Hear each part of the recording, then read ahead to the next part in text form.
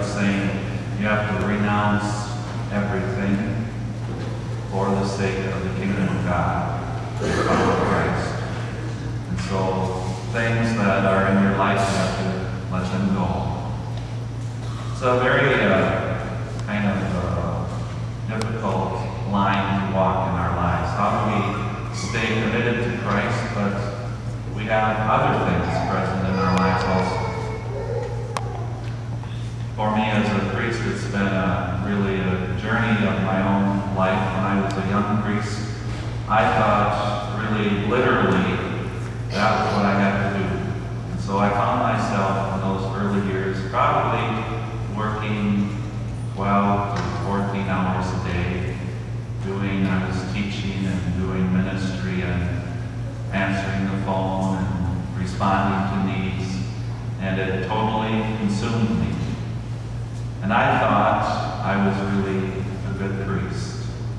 And I used to even brag about all that I did. And there were many people who thought also that I was a very good priest.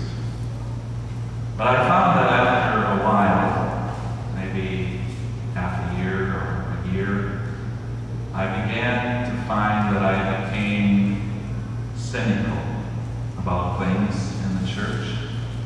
I began to find myself becoming angry about stuff. The doorbell would ring and I would mutter under my breath, "Who's bothering me now?" And I became even also intolerant. I thought I was doing everything perfect. Why couldn't these people do it right? That led me to be even judgmental. And the thoughts that I had almost became violent. I don't know if you've ever had that happen, where you get frustrated enough and you think evil for someone else. It is a path that really brought me to find that I was not free in my response to the call of Christ. In essence, I was following because I think I had a sense of guilt almost in me that I had to do this somehow. And it is the journey that we're on, is how do we respond freely to the call of Christ? Because it has to be a decision that we make each day of giving ourselves to Christ. And in the midst of that, we find that we can't do it all. Jesus found it in his own journey there to Jerusalem. They stopped in Samaria, and the people there did not accept him. They kind of had their own prejudice, didn't they, of the fact that a Jew or someone on the way to Jerusalem could not stay in their town. It was certainly a very intolerant town. But interestingly, even his disciples got caught up in it. They said, well, why don't we call fire down from heaven and destroy that town? Well, that's a pretty violent response, I would think. And Jesus said, no, we will not do that. We will walk on to the next town. In other words, let go of that intolerance. We don't need to face it. In its own time, it will become clear. Now, it's true in our own lives. We run into all kinds of stuff that isn't right. And sometimes it's good to say it, and sometimes we have to let go and move on, because we cannot force change in other people's minds.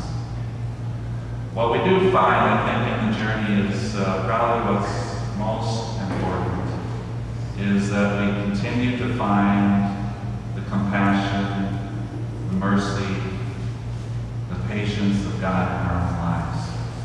We want to follow Christ completely, but we don't. We fail, and we fail often. Our own efforts don't quite do it.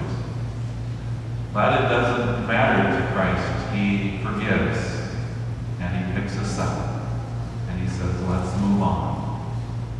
And that's the gift that our faith brings us. us. And it's really, I believe, the total dedication that's called of us. We try our hardest and our best, and we really dedicate our life to Christ. There will be things that are asked of us that we cannot do, and some that we cannot accomplish because we shouldn't.